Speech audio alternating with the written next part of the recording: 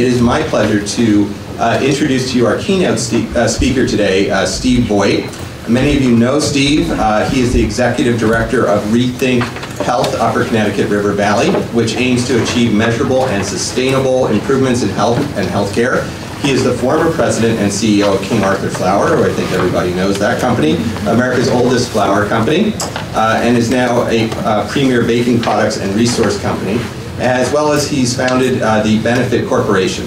Steve was also the chair of the Vermont Business Roundtable, of which the retreat is a member, public interest organization dedicated to making Vermont the best place to do business, be educated, and live life. We are excited to have Steve here today to discuss why early childhood and supporting our families matters to employers. Please welcome Steve Voigt.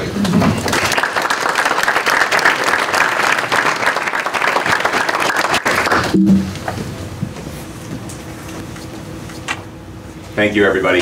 Really glad to be here. So this is going to be about a 20-minute kind of kickoff, a lot of data, a lot of quick analogies and stories, why early childhood education matters to employers, mattered to me running King Arthur Flour. The company, maybe no surprise, it was 3/4 women, which was a founding benefit corporation, managing to multiple bottom lines.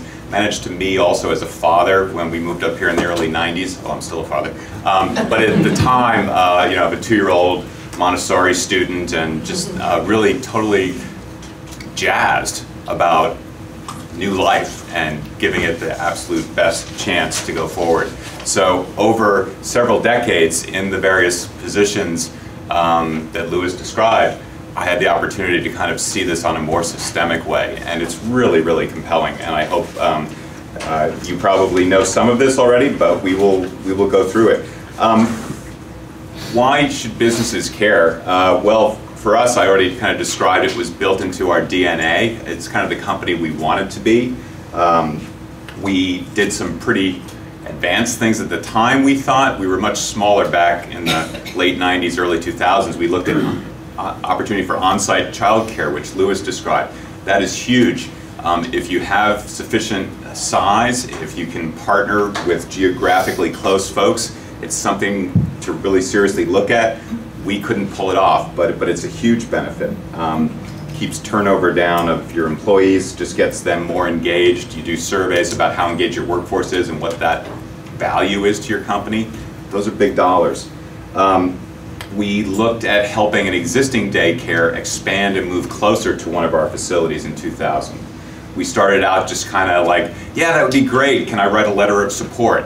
And it kind of ratcheted up over time to talking to their financial backers, purchasing some spots so that King Arthur Flour would always have a preferential admission, to prepaying some money, to joining the capital structure of this proposed expanded daycare. And in the end, it fell apart. It couldn't come to fruition because it's so challenging to make it all work with salaries and affordability for parents and everything. What had we done? Heavy on the volunteer time, working closely with, in our area, a place called the Family Place, high quality daycare, helping them teach skills of, you know, good nutrition, healthy meals in the home, helping them with their big fundraiser, the Gingerbread Festival, which is coming up shortly this time of year. And for us at the time, you know, kind of serious dollars. 15 years ago, a single organization getting $20,000 cash donation was a fair chunk for us as a medium-sized employee-owned company. And then kind of doing kind of awareness-raising things about what the Family Place does in our community. $5 for every newly reissued cookbook. The 200th anniversary cookbook went right to the Family Place. So there are some things that we did to try to back up our interest, and I think we achieved some of it. I was also, as Louis said, chair of the Vermont Business Roundtable. Here are some of the things that the Roundtable has been involved with since its beginning. In 1987, this is a group of CEOs of like the largest 100 Vermont companies, but it's built not as kind of like a trade association. It's really built around making Vermont better. And without exception, over that course of time, early childhood education has been the #1 priority for the Vermont Business Roundtable, okay, employers. There was a rebranding exercise we went through, which is education equals opportunity. There was the commitment and activity in the State House, which said this is the #1 economic development priority of Vermont. You know, you invite demographers in, right? You can really kind of rain on your parade, just, you know, aging of northern New England, blah, blah, blah, like this and everything like that. So you can kind of get all worried about that. What do you do about it? You invest in early childhood education. Vermont Business Roundtable and some of the other business organizations, I was also on the board of VBSR, really there are voices in the State House that the legislators don't seem to expect to hear from. Why is this CEO coming here to talk about early childhood education? And so that's an opportunity to engage and kind of get the listening dialed up a little bit. And some of the slides I'll show you are the ones that I presented back then. This is a favorite slide, and you don't have to wait for an email to come. It's actually in your brochure right here, back towards the back. And it's the one that I carried with me, one of two I carried with me up to Montpelier. It shows that the highest vertical bar for a return on investment, you spend $1, what are you going to get back? The best return is in the earliest years, 5 and earlier. And I showed this slide to committees during the Great Recession and told them, you know, it's your job to allocate the dollars that we do have. In business, I was saying no to some things, and I was actually spending more money on some other things, even though overall it was a really tough period of time. Government has to do that too. It has to push more into early childhood because that's where we make a real difference. Things like high quality, accessible, affordable, things that deal with all the social determinants of health, the mental health, the substance abuse issues, flex schedules, all of those things. So what are some of the benefits of spending time with child just before, during, after birth? I mean, this is key bonding time, it's key trust building time. In my current role with Rethink Health, we partnered with several organizations, including the Learning Center in Claremont, and a national group that's been working for 10 years called Rocking Chair Project. You can check them out. Basically what this does is for the neediest families, new mothers first coming back to their home. Okay, when I say home, this isn't like my home and your home. They send, turn this way so I don't hit that mic. They send a sliding rocker chair to be assembled to the house, and the primary care physician and other professionals show up and assemble the chair in the house, and while they're doing that, they counsel the new mother about the importance and the opportunity of raising new life, because it's not something they kind of naturally know. And the track record and the stories on these things are incredible. In many cases, this is like the only nice piece of furniture, if not the only piece of furniture in the house. We've captured videos and stuff of, you know, kind of just, you can almost feel the release and the calmness come into the household. These are the things from the earliest age that are going to help create a better outcome for our state, for our society. Following coming home from the hospital, or even during then, breastfeeding has a good return on investment. Employers have been making investments to comply with laws and to maybe even go beyond what the law requires. I can tell you the first time at King Arthur we did this, it was simply kind of putting a sign on one of the bathrooms, which was not the nicest thing we could have done, and we kind of quickly learned that and got better, and it pays off, as you see here.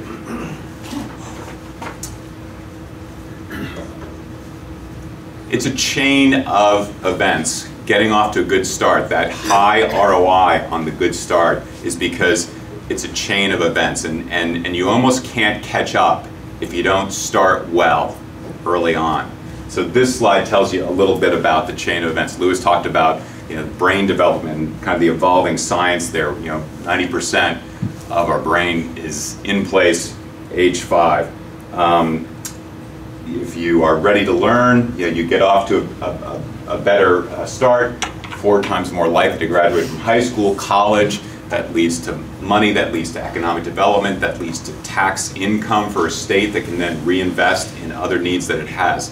So this is kind of the chain of events that captures business leaders' minds about why we need to invest in early childhood and why it's the #1 economic development opportunity.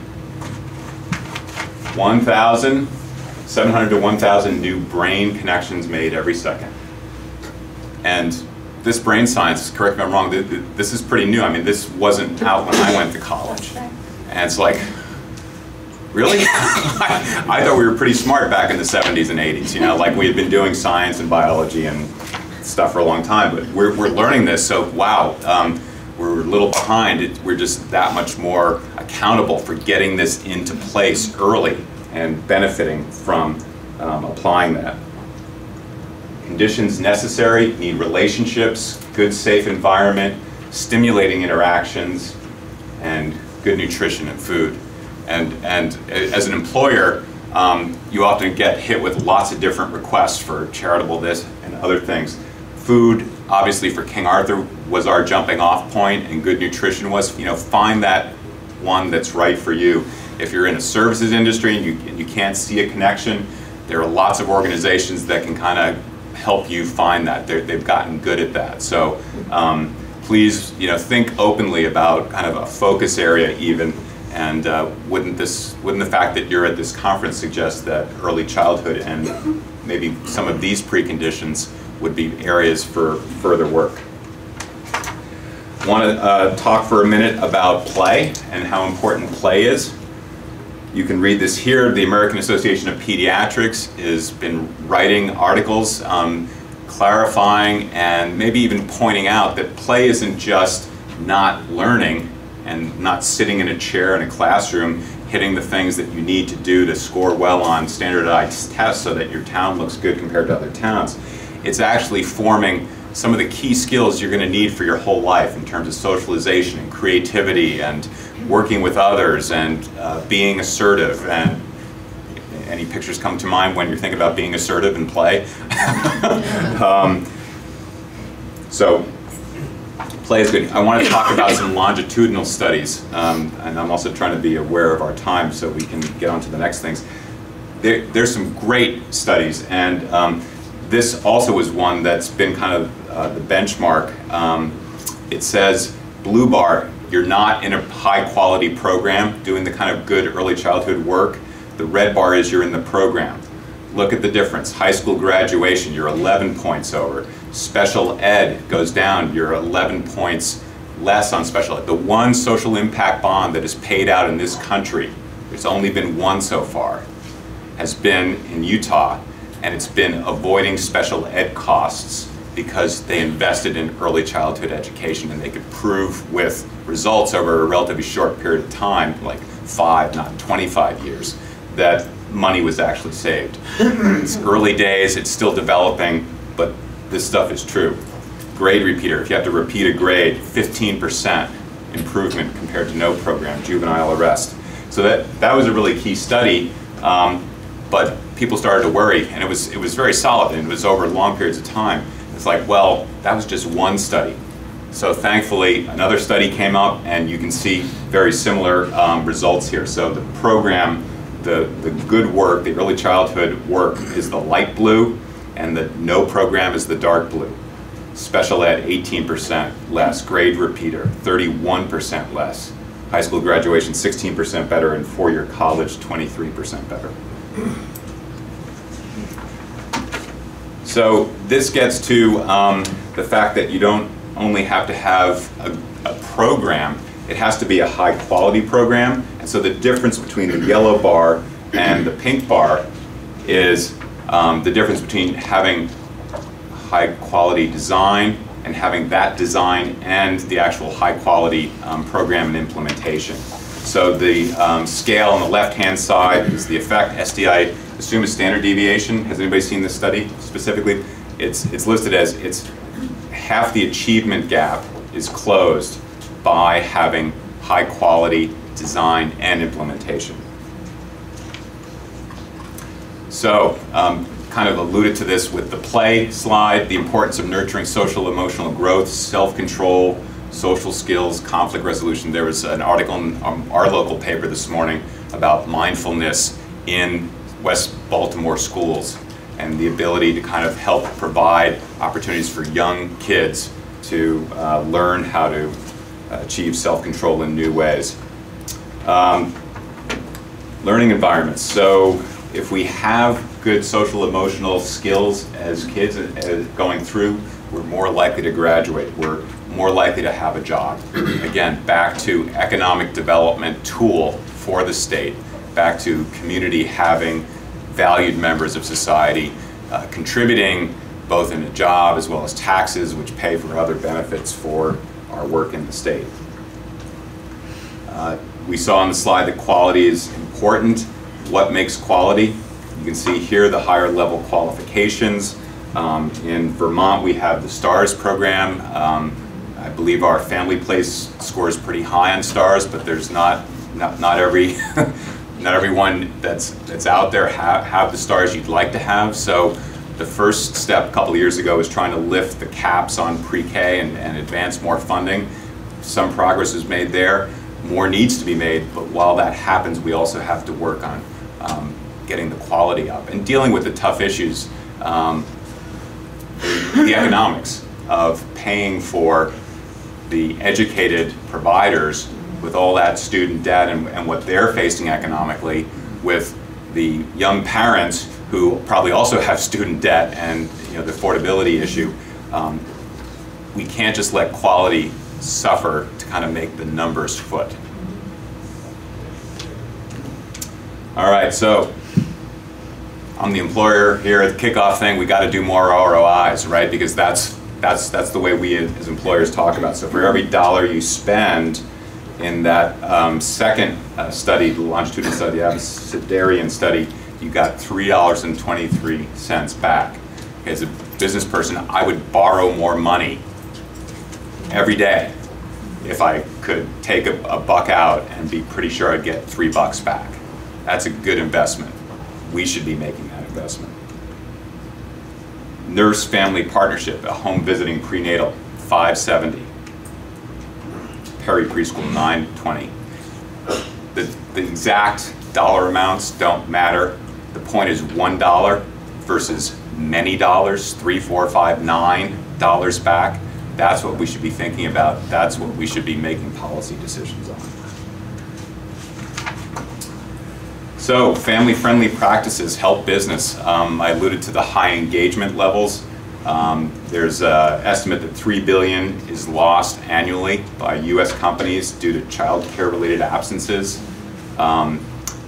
There's $19 billion that could be saved due to reduced turnover if we had a better family leave policy. Flex time is really key, and PNC Bank did a study where they worked hard with the Head Start, is that the program? The Head Start program, and getting employees involved. Like at King Arthur, we had a lot of employees use volunteer time to read to elementary school students. Just those kinds of things not only help the students, but it helps your workforce because they get an enhanced sense of meaning, they're more engaged, they feel better about their workplace. It helps business. We should be doing it anyway, you could argue, but if it helps also, then what excuse do we have to not try a couple things? And I think that would be the thing that I'd tell fellow businesses is don't sit at the starting line trying to figure out, should I do A, B, C, or D? Pick one, do it small first, try it, keep trying things, and modify it. I think you'll be happily surprised. So I'm finishing up.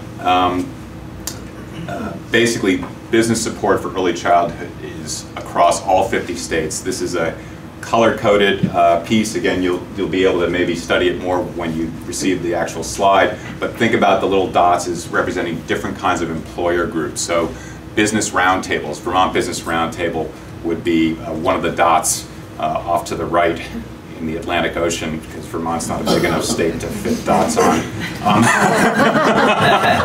Chamber of Commerce, things like that. This isn't a one-off. There's solid science There's a solid business case. Business associations in all states have been persuaded by this. Now we got to get to work and change policy and change our own practices. And with that, I'd like to express appreciation for some organizations that I've worked with. When I was chair of Vermont Business Roundtable, we worked with Ready Nation and the predecessor group that worked Pew prior to Ready Nation. I'm lightly affiliated with Let's Grow Kids. I'm a big fan, and Building Bright Futures as well. So thank you very much. I appreciate your attention. I urge you to look at some of the details at your leisure and try something. So thank you.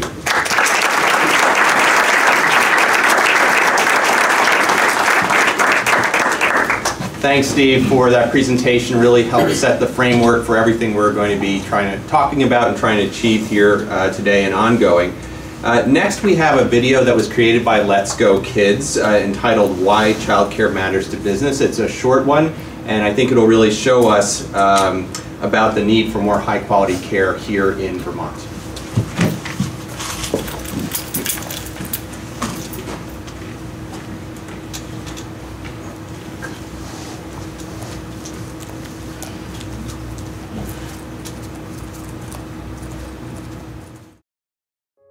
Mary and I are business people, and you know, we have operated or operate companies where, for whatever we say, the most important thing is our people. If parents of young children are confident that their kids are well taken care of during the day and are in good hands, they're going to do a much better job. From purely a business point of view, it makes complete sense. It is about making sure that when folks are in the workplace, they can feel comfortable. They're not constantly distracted all day, worried about the situation that they left their child in when they left in the morning.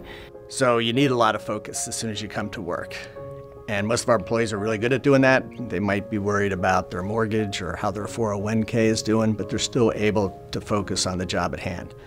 But if they're concerned about their child care, that's going to be difficult to focus on what you're doing. That's going to take most of your attention. So Vermont is known for its natural beauty and its quality of life, but we're still struggling to attract new businesses and retain young, talented professionals. It's expensive to live here, and many of the high-wage opportunities are concentrated in a few key industries and a handful of communities. Add to that, we have a shrinking workforce, as we have baby boomers retiring and we have young people leaving the state. So it's no wonder that many economists are starting to worry about the long-term economic growth of the state. I moved here in 1973. I liked the quality of life, the skiing, it was all great, and started some businesses, and here we are. We are in a demographic purge in a way where young people are leaving the state of Vermont. I realized that my employees, my children, as I watched them have children, two people working, became very, not only costly, but very difficult to find a way to balance a job for one member and have another one stay home. It just almost is impossible today.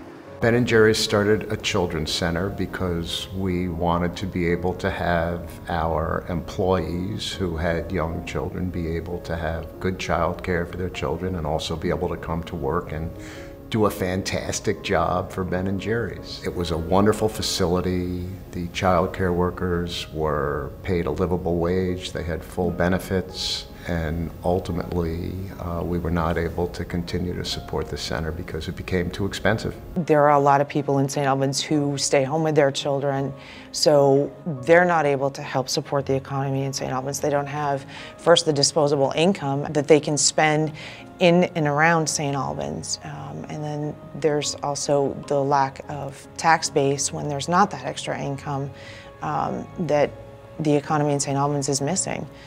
So when more and more people can get back to work, that affords people the opportunity to spend locally, and that just grows our economy.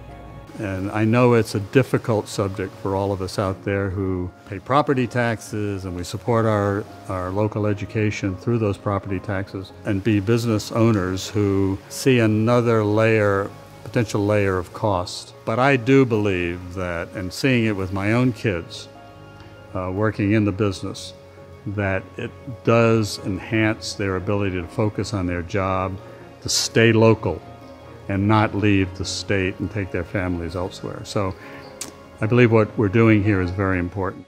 While we spend a lot of time as a society talking about the importance of the K through 12 educational years, and we spend a lot of time talking about higher education, we're not spending nearly enough time talking about those first few years that are so critical and really set the neurological pathways. We need to start investing in attracting young professionals whose ideas and enterprises will create jobs and effectively spur economic growth in the state. Many of these young professionals have families, and so one way to attract them is to ensure that we have a strong and affordable child care network in the state. Well, it's important to have businesses try to do their part. It's really important for communities to step up, but ultimately, I think we need policy change. Early childhood, ages 0 to 5, is a critical time for brain development. Early access to education, to health care, to a safe and nurturing environment impacts that child's cognitive and social development.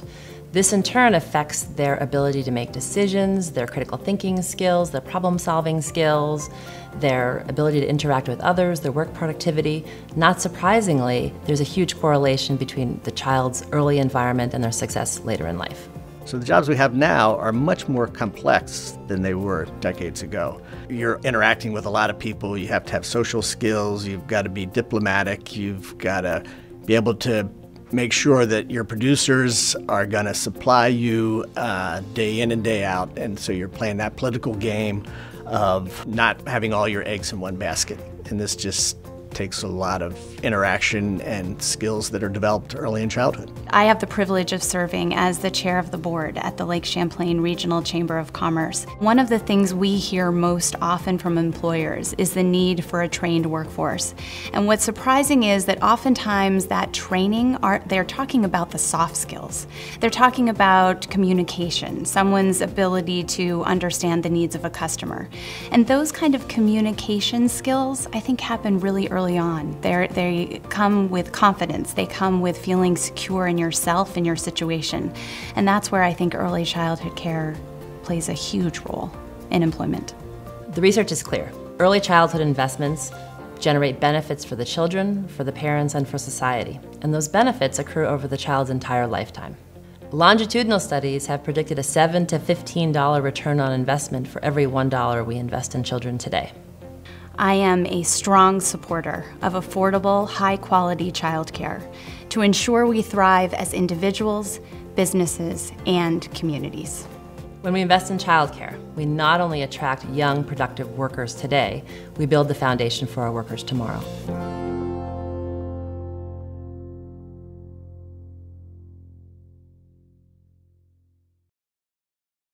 Great, thank you. That was a wonderful video. Really, kudos to you guys. It just came off terrific there. So thank you so much.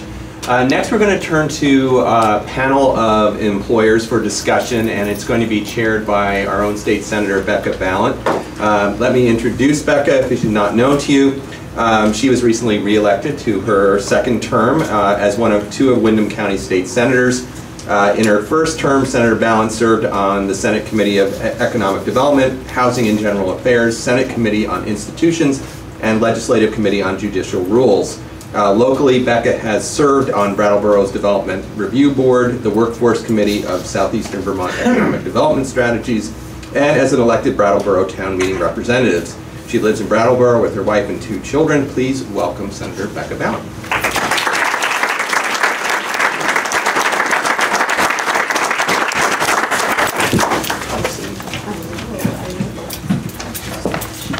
Good morning. I'm delighted to be moderating this panel discussion, and I want to express my gratitude to Chad Simmons for pulling all this together. It's not an easy task, and Chad rolled up his sleeves and he did it with gumption and grace and good cheer. Always good cheer from Chad, so thank you very much. We're here to discuss the benefits of a family-centered workplace. We want to explore how workers and families and communities can benefit from policies that support working families. And our goal over the next 45 minutes is to share a variety of ideas and experiences from employers, and to hear about what their businesses are already doing to create a workplace that is one that works for families and enables them also to build successful businesses.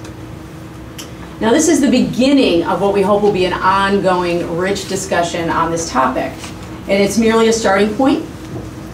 And like all beginnings, we hope that it will invite you to be curious and to listen deeply, to learn from each other, ask good questions. And I really want to thank the employers who were willing to be on the panel and also be here in the room today.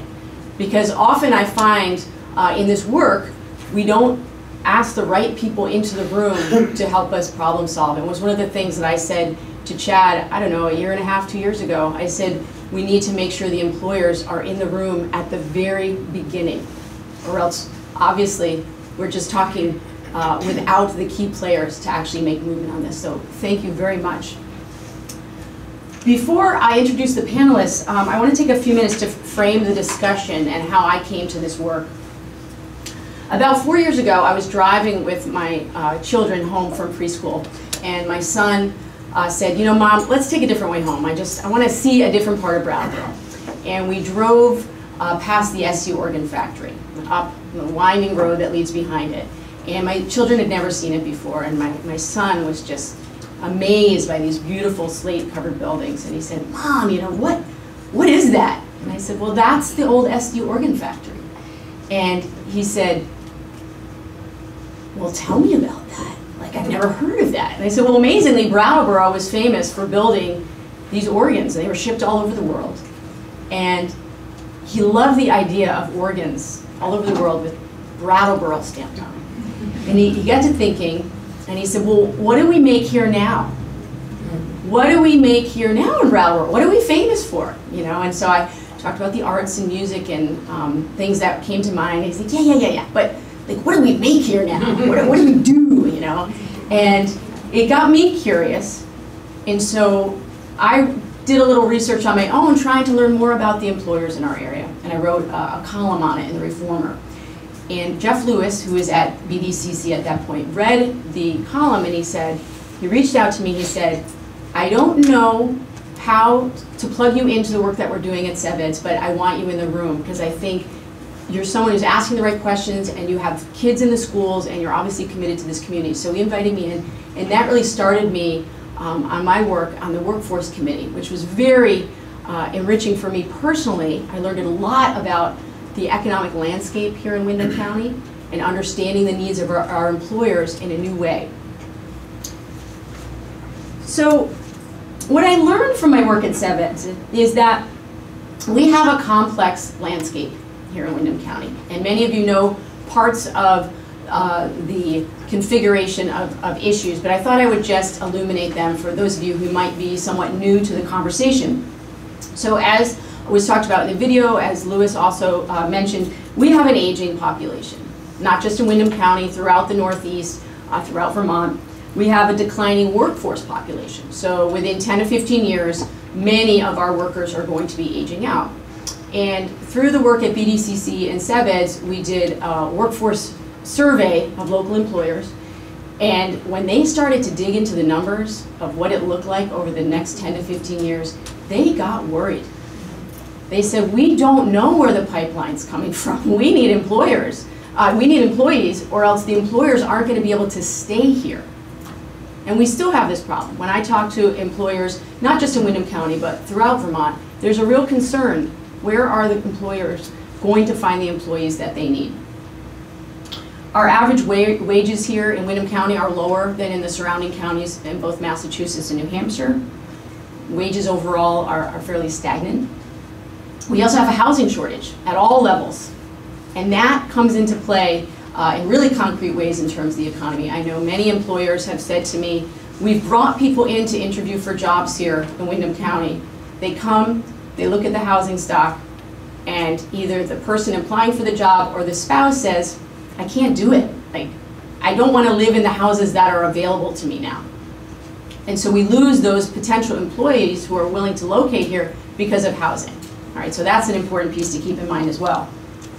But there are many bright spots. Okay, we know this. We live in a beautiful area. We have a strong sense of place and purpose here in Windham County. The arts are thriving. We have an amazing development of local foods and value-added foods in our area that are very popular both throughout the region and nationally.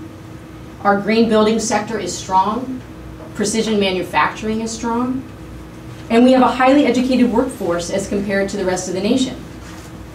We also have a strong dual enrollment program so that people are able to get college credits still as high school students. And the model here in Windham County has been a model for the rest of the state. We have a new collaboration between our institutions of higher ed here in the county. We have a thriving internship program. And we know from that same survey that we did with employers through CEVEDS that we have a lot of jobs that are going to be opening up in the next 10 to 15 years in Windham County. So what I thought was the problem when I first started this work was not actually the problem. I thought there were not good jobs available in our area. And what I learned was, in fact, there are, and there are going to be more, and we have to make sure that the workforce available has the skills, both what we call hard skills and soft skills, to be able to get those jobs and keep those jobs. But most importantly, we have an awareness of what the landscape looks like now. There's a lot of people in this room. I'm looking around the room. It's an amazingly rich group in this room right now. People have been thinking about this issue now for a good 5 years. And so we know what we're facing, and that is a huge part of tackling the problem. So which is why when Chad asked me to moderate, I said an enthusiastic yes, because I feel like we're taking the next step now. We've gathered the information, we have a good sense of what is going on the ground, and now we need all of you to help us figure out the way forward. Child care issues were, for me, the thing that gave me the biggest panic as I thought about going back into the workforce. So my spouse is an attorney here in town. She made more money than I did as a teacher, so I made the decision to stay home when my children were very young. I know that that is highly unusual here in Windham County, that somebody is able to support a family with one income. So we were very lucky that we could do that. A few years in, I didn't feel so lucky. I got a little bit loopy at home with the children. Let's be honest, it's not what I thought I was going to be doing. But it was when I thought about the alternative, looking around the landscape, I said, well, where will I put my kids? It was the thing that kept me at home longer, because I see people nodding. I see a lot of people nodding. Yes, many of you have been in this situation. And so we need workers in our economy. We know that many men and women would like to be working if they had good child care for their kids available. And so the time is right to really have this conversation. So I'm going to pivot now and ask the panelists to come up. So we as a group met about a week ago to finalize the plans, and we decided it didn't make a lot of sense to use the time to go over the bios of the people on the panel. So if you haven't yet looked, each of the panelists, their bio is in the booklet that came. Please feel free to follow up with them afterwards. All of them are eager to talk about these issues and brainstorm ways forward, so consider them resources for all of us. And so what we're going to do instead is we're going to go down the line, we're going to have the panelists introduce themselves and give you what we're calling their 30-second elevator pitch of what their businesses do and what they do at those businesses. So we're going to start right here with Angela. Sure. I'm Angela EARLE-GREY. I'm the Director of Human Resources up at CHROMA Technology in Bellows Falls. We're high-tech manufacturing. We make optical filters primarily for biomedical research, imaging equipment. We're 100% employee-owned. It's something we're very proud of. Have a strong commitment to the community, a strong social commitment. When we're looking for employees, we really are looking for owners, not short-term employees. We have long tenures, we have high commitment levels. We do have a very diverse workforce in terms of education and socioeconomic backgrounds. I'm Carrie Simmons. I'm the owner of New Ground Creative here in town. We work with mission-driven organizations, nonprofits, educational institutes, businesses with heart. We build their brands through engaging design, dynamic campaigns, and authentic messaging. And really for us, it's about really awesome outcomes and having great collaboration with our clients. And really, your brand is your identity, and we want to really help you develop and unify and build awareness for that. And in terms of employees, for me, it's a very collaborative process in terms of being able to have really awesome employees that have great ideas and just love the culture of being a creative and having that lifestyle. So it's an exciting time for us. Good morning, my name is David HILER. I'm the owner of the WHETSTONE Station Restaurant and Brewery here in Brattleboro. We're a full-service restaurant and nano brewery located on the Connecticut River. And we specialize in creative pub fare and experimental craft brews, both of our own making and from guest breweries. We focus on regionally sourced food and beers whenever possible. We started in 2012 with about 35 employees, and we've grown to twice that. One of our greatest prides is the employee retention that we have, and almost half of our employees have been with us for over 2 years now, and in this business that's very rare. So, thank you. Hi, I'm Heather Sullivan. I'm the child care director at Mount Snow. We're a recreational industry. We employ, almost 1,500 employees in the winter and 400 in the summer, so it's a fairly large company. And I think one of our biggest draws is having that on-site child care. It's been very successful for us. So. Great, thank you. Why don't we start with, I think, a question that everyone is interested in hearing about, which is what shape do the family-friendly policies take at your individual businesses? And so it's a time for all of us, again, to be curious, take notes, like, how does that work, so that we can save some time at the end to follow up if you need clarification of a policy that they have and you're thinking from a business perspective, how does that work on your bottom line? Make sure you make a note of that so I can circle back around. So Angela, do you mind starting? Sure. And then what we'll do for future questions is the next person will be the starting person and so forth, so you can anticipate. Sure. So when we think about family friendly, I think one thing that's really important to do is to acknowledge that there's all different types of families. There's all different faces, there's all different needs, there's all different stages that families are in. And I think that's something that we try to be very conscious of. So I don't think there's any benefit that we have at CHROMA that's not family friendly in some way. I think that people being well taken care of economically, people being healthy, both physically and mentally, all impact families. In terms of this specific conversation, we did recently put into place a parental leave policy, which is covering 80% of the salary for up to 12 weeks for employees who've been with us for over 5 years, and 60% of the salary for up to 12 weeks for people who have been with us for less than 5 years. It is a true parental leave, so it's available for mothers, fathers, adoption, foster care actually as well. And two of the pieces of it that I think are key to it working for our workforce are the facts that it can be used anytime up to 1 year of age. So you can really think about what your needs are. If it's a father who's taking the leave and a mother already had a maternity leave, they can opt to put it at the end of it. They also can structure it the way they want to structure it. So it can be I'm taking 12 weeks at once, or it can be I'm taking 2 days a week until I've used up a total of 12 weeks.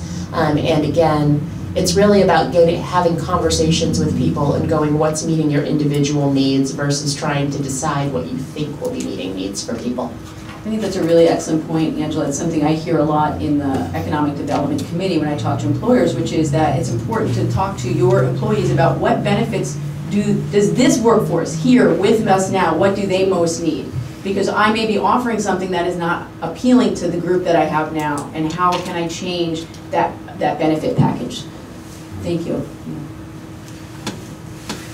For us at New Ground Creative, it's for me, it's about how can we have the most innovative and creative ideas, and how can we have a lifestyle that really works with my employees to be able to make that happen. So flexible schedules is really important to us, and having decent paying jobs, it's really important, and that's something that I strive for, is to have really good salaries for my employees, and then through other benefits of that, from healthcare to professional development, retirement plans, whatever I can offer is really important to me. And to be honest, I didn't have a family leave policy until I got pregnant and realized I need one of those.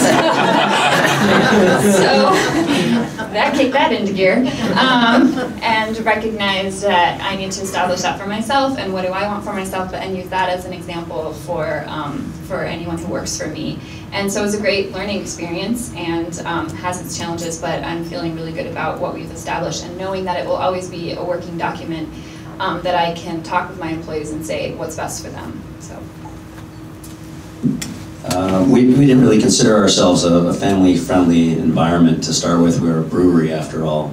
But we figured that we needed to have a very welcoming and open policy for, given the workforce in this area, and given that there's a lot of service industry jobs here. So we tried to come up with some thoughts. I mean, our establishment really works well for singles, couples, teens, parents of young children. We have all of that, and again, varying degrees of educational levels. And for our servers that have children specifically, they love the flexibility of the job. We have about 20 different servers on or available at any given time, and we use technology, a program called Hot Schedules. They can actually go on Hot Schedules themselves and find people to fill their shifts for them if they want. And they like the cash money that they make, and they don't have to take their work home with them. So it's stressful while you're there, but not as stressful when you get home, and I think that's good for them. For us, we like working families because they're vested in this community, and they're going to stick around. And again, we have a very volatile industry for turnover, and we like that people want to stay in this area and be vested in the community. For us, I think that welcoming family into the workplace in a professional way is really important. For me personally, just working in childcare and early education, that's kind of been my focus, as an employee. So this, is kind of what I do, and it's really important for me, working in childcare, to be able to support those families that are going into the workplace. Ensuring that they feel like their children are in an environment where they're thriving and they're safe, and parents can go into their workplace and know that they can be productive and that their children are okay. So I think that for Mount Snow to provide on-site childcare, it's been a really big draw for our company, and I think it keeps people productive and able to do their best in their job. Another piece for us, another family-friendly thing that we're doing is we're also a breastfeeding-friendly employer. So that was a policy that in 2011 that we established, and that too, I think that you see mothers returning to work sooner and able to feel supported, and their children are healthier, and so that's been very successful. Another thing that I think that we've been doing that's been great too is we have a giving campaign, which is all employee run, and it benefits employees. So that's been a fun project too that most has been working on. Can you say a little bit more about that? Yeah, sure. So we have fundraising opportunities, bake sales at meetings. Right now they're doing a cornucopia sale, so for holidays, flower sales, and all of that money goes towards the employees. At the holiday time, we have the holiday cheer, so you can nominate one of your coworkers, and And then employees go out, your coworkers go out and purchase gifts that would then be given to those families that were nominated. So it's a really great program. All the money goes to families at Mount Snow that are in need. Great. If you wouldn't mind handing the microphone to Carrie, she's going to be up next. So, as many of you I'm sure know, we are a state of small employers. We have a few state and regional employers that are large, but for the most part, they're small shops. And so that's why I want to start with you, Carrie, which is who did you go to, or what resources did you use to try to craft any family-friendly policies that you had? I was in the lucky position at the time because I purchased a business, Woodward Design, that I used to work for, and then rebranded to New Ground Creative afterwards. So I had a foundation of a mentor through a business owner before, but their practices, they really didn't have any at all, even in their practice, and I was one that was just really self-motivated. So I think the biggest thing for me was like a lot of research, a lot of asking questions, a lot of like saying, what do I want for myself, and what does that mean, and how can I be the example to set for others? And then I did have a great resource through Vermont Small Business Development, Deborah Boudreau, who was amazing and helped me through a lot of that.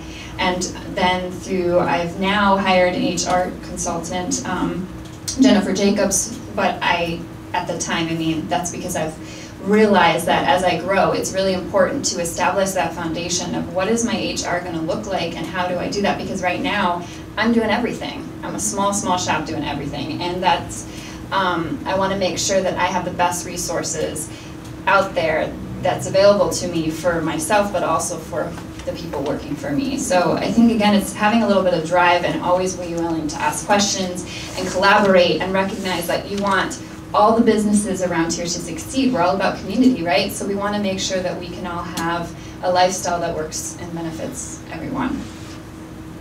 Anyone else want to comment on where they went to here get support for figuring out these policies? Well, we didn't really have a lot of resources. I mean, we consider our staff our best resource, and again, we have a diverse staff, and one of the things that we did with that, traditionally in restaurants, if you've ever worked or know people that worked in restaurants, at the end of your shift, a lot of people get a shift drink. It's the traditional way to do it, and we needed to honor all the people that worked for us, and felt that in listening to people, some people don't drink.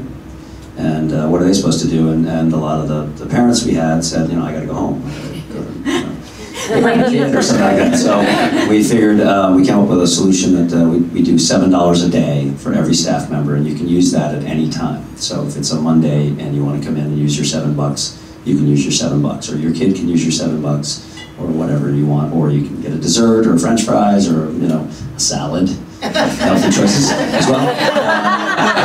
And in that way we felt that we could honor all of our staff and not have it be some kind of traditional after work drink. But again, resource wise, we listen to them and communicate with our staff all the time. We have to listen to them, and constant communication with them about how to do things.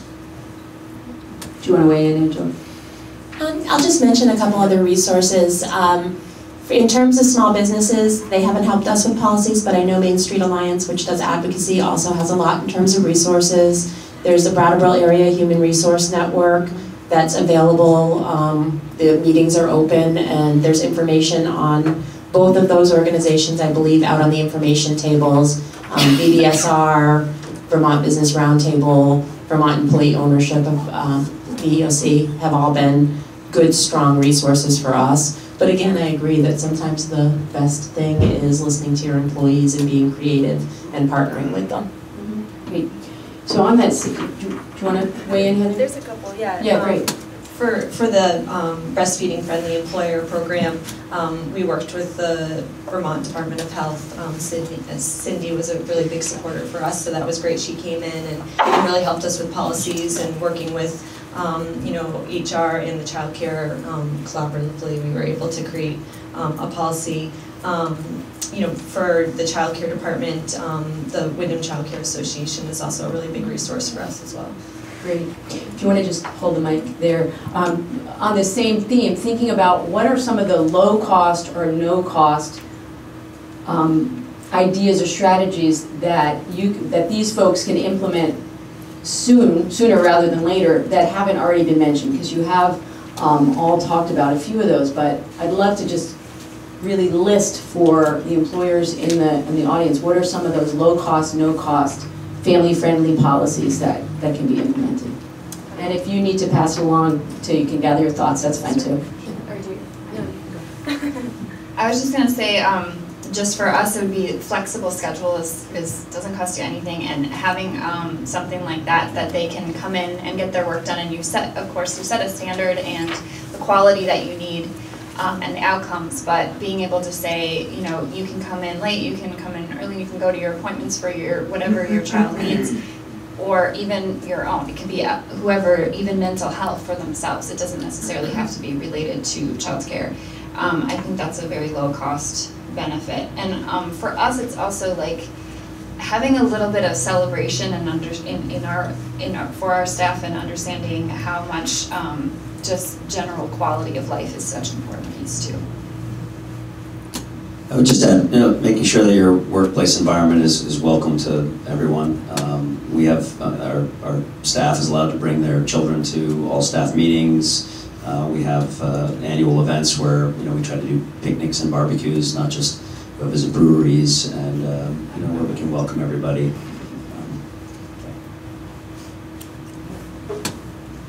I guess I was just going to reiterate those 2 points, but yeah, having flexible hours and flexible schedules to pick up kids from school, or and then also to inviting, if you have events in your workplace, and inviting families and encouraging them to be a part of your environment.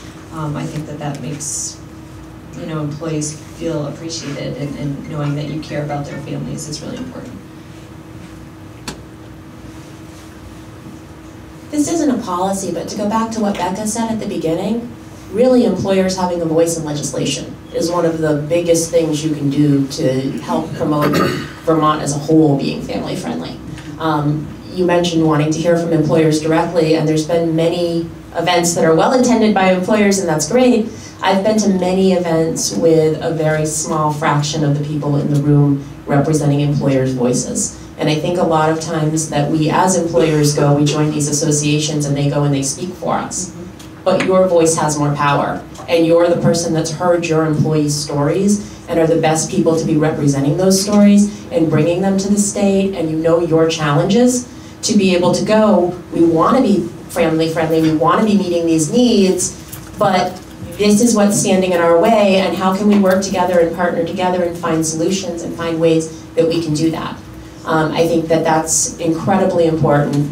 Other small things that happen as you do that is you find out about resources. You go out to the state and you find out that the Department of Health is a great resource for being breastfeeding friendly as an employer, and that is very low cost to do.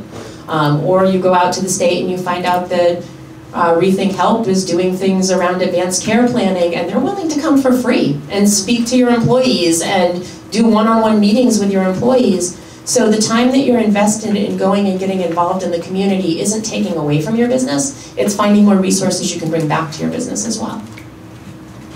Great, and Angela just touched on a really great point, which is talking about what the challenges are, and certainly engaging the legislature in a meaningful, productive way is a challenge. But I'm wondering if you could also speak to what have been some of the challenges on the ground in your business that you've had an idea that you wanted to implement more family-friendly policies, but there have been impediments. I'm wondering if we can flesh that out a little bit more.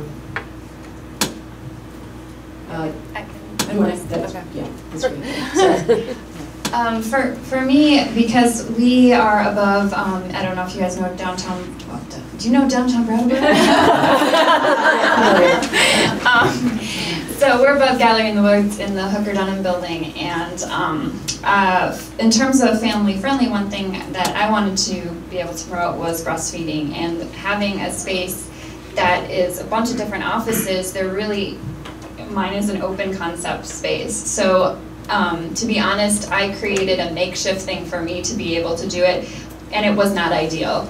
And my employees could hear like the pumping machine. It was kind of embarrassing, but I just made it work because it's what was important to me at the time. And so my next challenge that I want to do is try to figure out how there's all these buildings downtown and tons of offices with a number of handful of employees, right? How can we take each one or have that some communal space that we all feel comfortable with, and not necessarily having to go to the use the bathroom or have a space that's just like so awkward.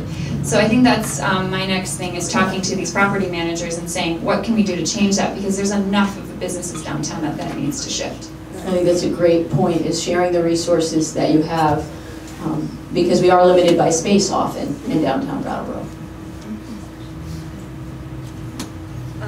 I think one thing for us, at least in the child care department, and I think some of the other departments at Mount Snow, flexible scheduling has been a challenge, but it's something that I definitely value and think is important.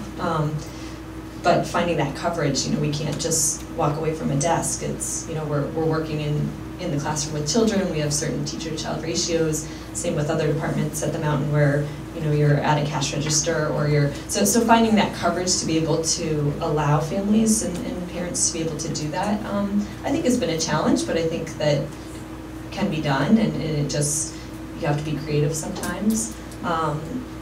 Another thing for us for the breastfeeding, friendly employer was finding that appropriate space. We had a location, and then it was repurposed, so it was, the childcare is always an open place for that, but also having other designated locations at the mountain, took a little work, but once again, being creative and making that work, it's been a priority, so. I would just say that we have very flexible schedules. Some shifts are longer than others for our staff. We have on-call servers in the summer, so if you need to call in sick, you could use that. We have paid time off that servers can take for any reason, any time, if they've earned that credit. But that being said, when I asked my servers about, what were some of the difficulties here for you as a parent, as a mother, they said, yeah, well, flexible schedules is great unless it's really busy and you say, no, you can't leave. I got to pick up my kid at 3 o'clock. And I'm like, well. So, I mean, there are challenges that come up even then, and as much as we think we have all the bases covered, we don't. I think for us, one of the challenges is all our jobs aren't the same. We can't necessarily give the same benefits to every employee. We have employees that are able to telecommute, and that's something that's a great benefit for them when they can. But we also have employees who are operating machinery that's not an option. You can't bring it home with you. So how do you come up with something that seems fair to you and that you can justify to your employees, where you're being as flexible as you can with people? So for our employees that can't leave our machines, they also are our employees who tend to be part of bigger work groups, that when they can't be there, somebody else is picking up that work and they're not coming up to it being piled up for them. Where most of our employees that telecommute have set responsibilities that nobody else is going to be doing them, whether or not they're in the building. So kind of recognizing those differences in roles and being willing to offer different benefits that work for your different groups, and then being willing to have the conversations and justify them to try to prevent resentment from building up in your culture. Great. Next question, how do you assess that these policies are actually better for your business and better for your employees? And anyone who feels moved to... I got it. There you go. I mean, again, it's employee retention. For us, we, my 3 of my longest standing employees, including the person that's been with me since the very beginning, she's a mother of 2 children. Well, she's a mother of 1 child and 1 on the way. And she's been with me since the very beginning. And I mean, if you talk about the cost of training, and if you talk about, payroll costs and management and trust and customer loyalty, that kind of thing is irreplaceable. When you've got someone that's been with you for 4 years, I mean, it's something that we want to make sure we honor everything that Corey needs. And the 2 of the other ones are single moms, actually, and they really value the opportunities that we give them just as a work environment. And I'm just very thankful to have them all the time. I know they're going to be there. I know they're going to be consistent. They know who we are, what we're trying to put out there to people. And you know, it's an invaluable resource. And I mean, I don't have a quantitative number, but I can't tell you how great it is to have people that stick around. I was just going to add to that. That's the same for us too as well. It's just the loyalty and the investment in New Ground Creative and how much they want us to succeed, and how excited they are to go to work every day. And that's just such a great feeling as someone who owns a business, to know that your staff is just really happy and wants to thrive. Yeah, I'm really impressed by the people who can figure out the exact dollar return on investment, because I don't know how to do that, but again, I'll echo everything they said in terms of retention, in terms of excitement. And also for us, one of the things we notice is that when we post positions, everybody's telling their friends and family to come work at CHROMA, and when they come and get interviewed and we ask them why they're there, they're going because we've heard about the reputation, because we're excited about you as a company. We have people that want to shift careers completely just for the sake of coming into the organization. So obviously there's some meaning and some value in what we're doing to take care of people.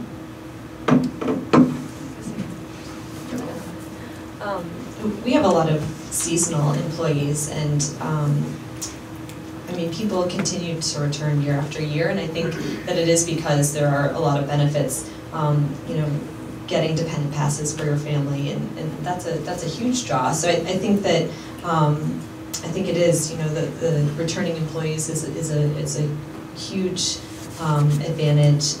You know, it allows for less transition and less you know, time developing new employees and stuff. So I think that that's been a big piece for us too. Great.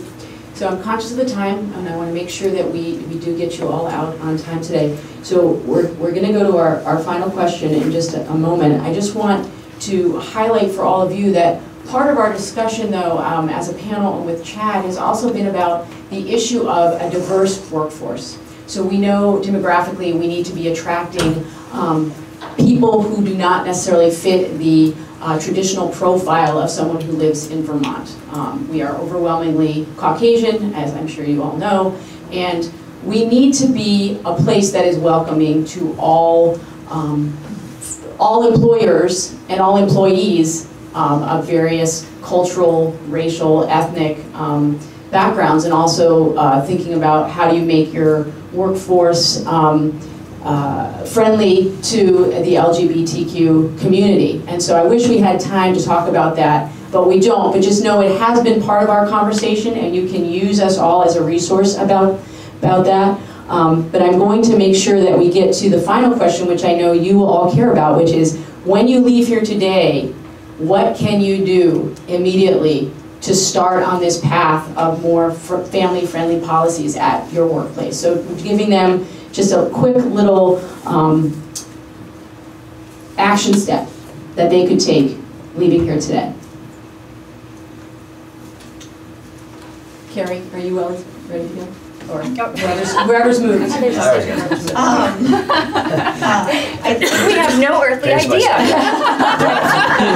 You're supposed to I think obviously having on-site childcare is not an easy step, but is something, you know, it was interesting hearing Steve talk about maybe reaching out to local, you know, child cares and seeing how you can collaborate with them.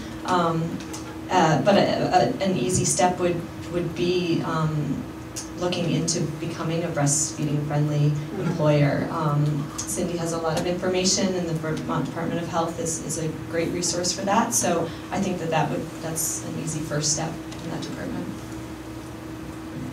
I was just going to say for myself, if you're open and willing as small business owners to want to collaborate and come together and continue the conversation, I think that would be helpful for me as well as hopefully for you to say, like, what are you doing now and how can we support each other, is something that I would be striving for. I think the word conversations, like, to me it's just have conversations with your employees, try to really understand their needs, but also I think everyone does have a little bit of the what's in it for me aspect. So I think a lot of the information that Steve shared about you know, Vermont as a whole will be better if this is something we're investing in. And it's really important that everyone understands that, not just parents. So being a voice and helping to share some of the information you've gotten today is a great action you can take.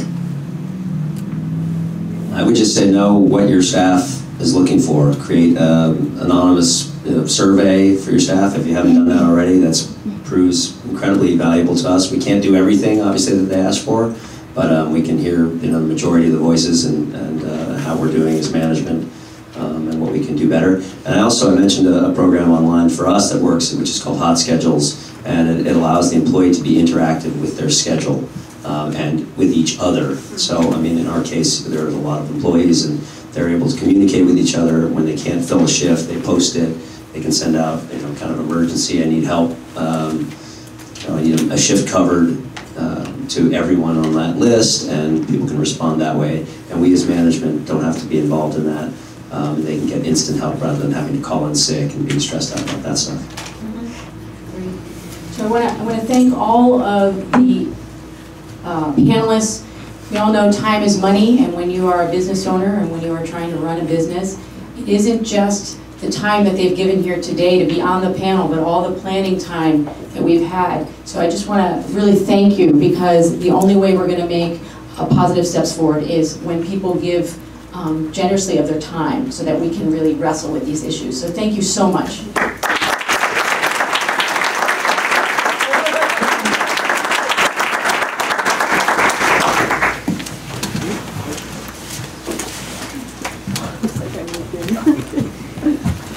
Great, thank you, Becca. Thank you, Angela, Carrie, David, and Heather for your presentation and your thoughts. We are going to move into our sort of group roundtable discussion, and here's what I'd like you to do. We've got our tables set up, these little narrow tables, and so if you could, I don't know how exactly to describe this, Chad, but groups of 8. Yeah, we want to find groups of 8. So if you could turn yourself around, if that makes sense, to face people behind you or in front of you, if that makes sense, so we get tables of 8.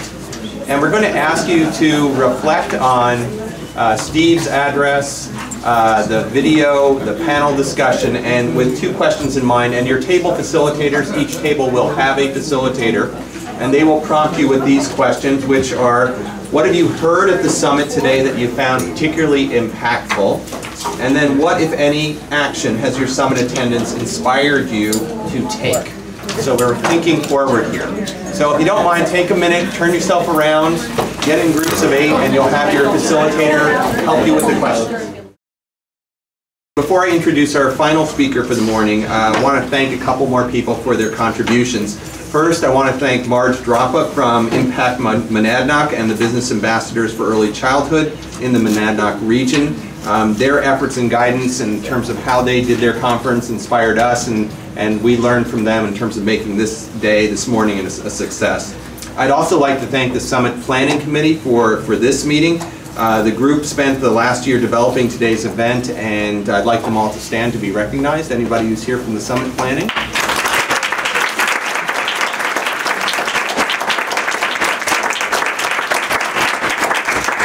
Thank you so much for your time and work on this morning's event. And lastly, I'd like to introduce our final speaker, Brandy Starr.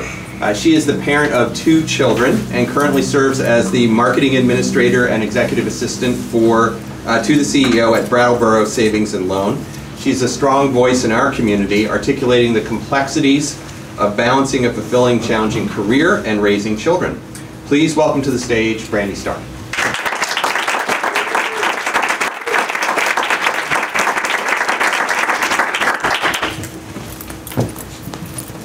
Thank you very much, and good morning. Thanks for being here.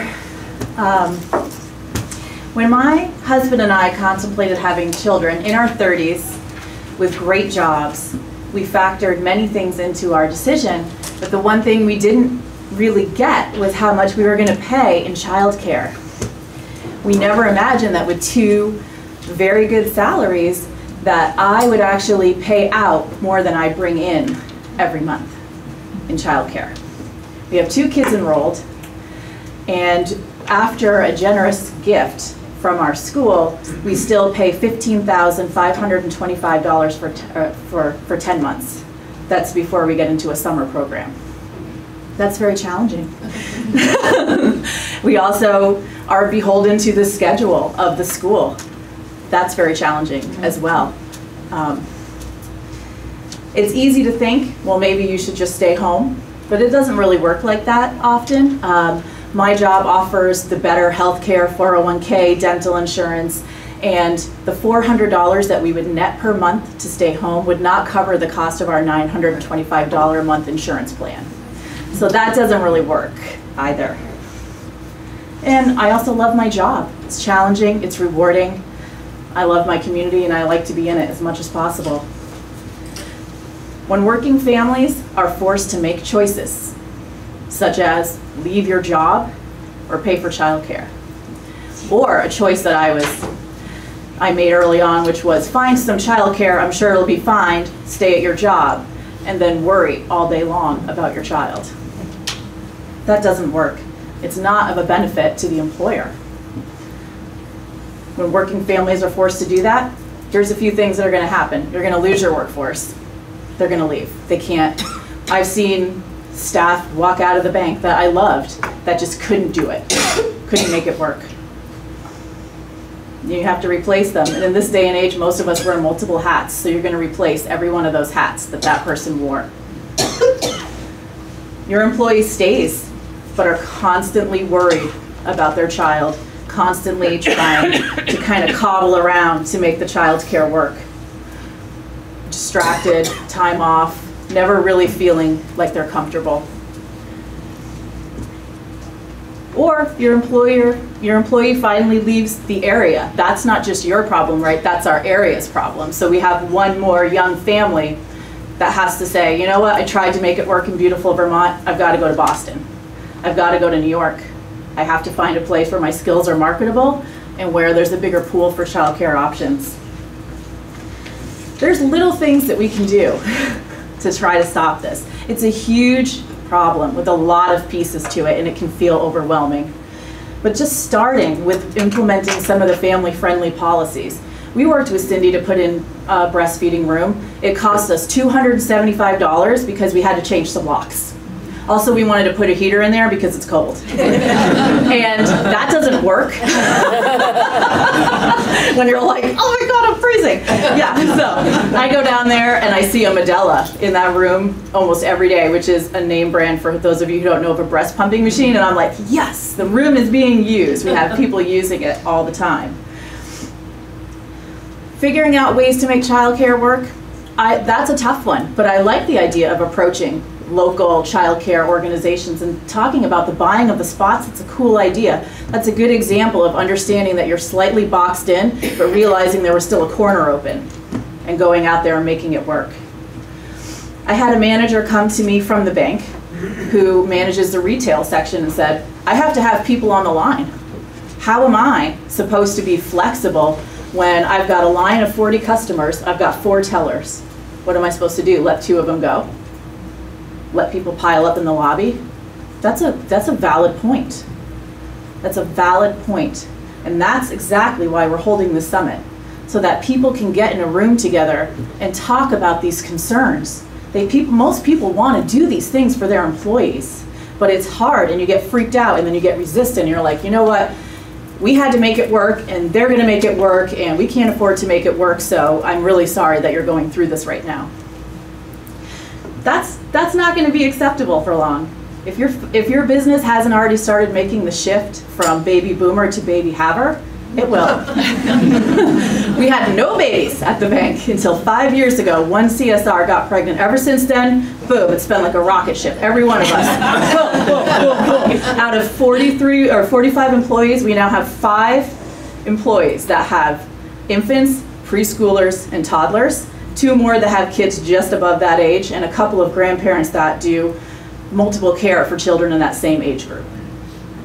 And a couple more that I've got my eye on. That might I'm like, whoa, that could grow to 7. So what are we going to do? You know, it brings apart a big shift to our workplace. It used to kind of be the norm to kind of say, you know, you keep your personal stuff at home, keep your work life separate, except you can bring your work home and let it bleed into your personal life, that's fine. But don't let your personal life bleed into work. And I think what that creates is a massive amount of anxiety and angst amongst the people that you are entrusting your business to. You're asking these people, be my ambassador, do this work, make this business great for you, but also for me and for the business. But do it without me knowing what's going on with you. That's not my problem. Or it's not a problem I feel comfortable solving yet, and so I can't address that for you. That's not realistic. Our workplaces need space for us. Life happens, and we need to be able to be open and honest and collaborative with our employers, with our employees. Survey, I love that idea. I'm going to do one when we get back to the bank. What do people need? What do your employees need?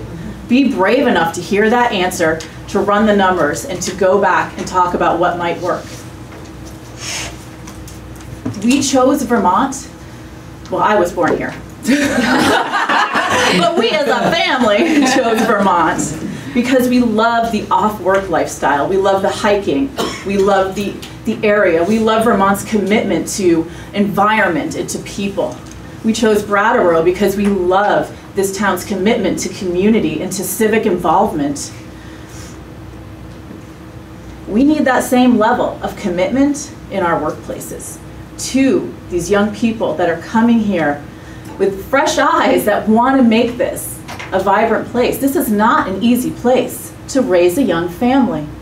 If your employees are here, they want to be here. They want to be engaged. This is a dynamic area. So let us thrive and be engaged at your business and in our lives. This wasn't on my thing, but Lewis said it, so I lived here on Tyler 3. When I went into foster care, lived here. And what you said about early, development of the soft skills, that couldn't be more true. I bounced from here to locked group home facilities all across the East Coast, all the way down to Virginia. And I can promise you that when people grow up in places where there is not support, it is very hard to bounce back from that as a teenager.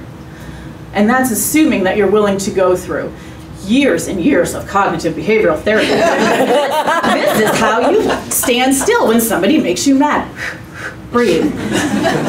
Assuming you have the support and found a good foster family that can help you get to those classes, maybe you have a chance. But if you're raised in a hard situation and you stay in a hard situation and you don't have an outlet, I didn't have daycare. I lived in a trailer with my stepmother and she was my daycare. Awesome. By the time I got into school, I had no idea how to be anything except for grateful that I wasn't in my house. How are we holding space for our children? Because I will say, if we aren't taking care of children whose brains are mostly developed by the time they are 5, then we are screwed.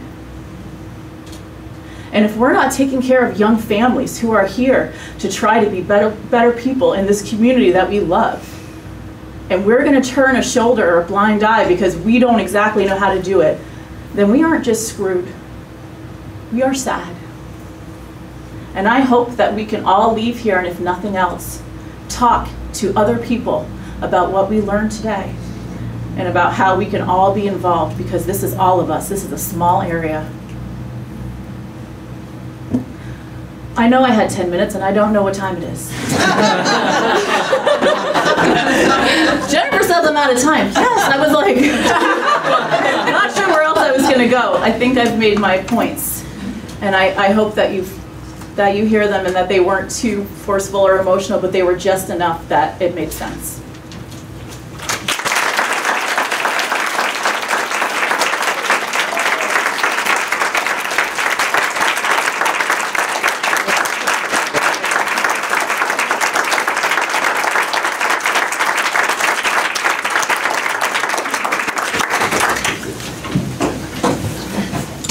Thank you, Brandy, for those remarks.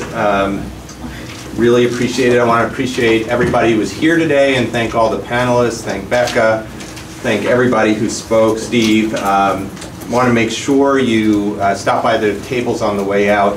I would just say, as a kind of a challenge to the group, I've talked to Chad about this a little bit before, is, the retreat is a very old institution in Brattleboro, and I'm so fortunate to be here at this time leading the organization. We have a big old campus. We have an outstanding child care facility here on site that we're very, very proud of. And unlike some businesses, we actually have some empty space. So what I would say, and I don't know if it's technically possible, but if there are businesses that want to help us grow our childcare, we are not looking to make 1 penny on this. We're just asking if it could be a service to the community. If you're daunted, how do I find slots? How do I stand up more space? I'm willing to put the retreat out there and say, if we can rehab a little space here, we've got the foundation of licensed high-quality childcare. I'm very willing to try to do anything we could on our end to make that happen. So I'm just throwing that out there into the wind to see if, as you continue your discussions, if we can be a resource. And 10 more slots is 10 more kids who are going to have a great experience, and we should all be proud of that. So thank you for being here today. It was a pleasure and a privilege to host. Please fill out your action form. And they're out there. Fill out your action forms and what you're willing to do, and how we can contact you if you've got some ideas. Because again, this is just the beginning of a conversation and some efforts we want to do here in Windham County. So thank you. Enjoy the rest of your morning. Thank you for being here. It's a pleasure.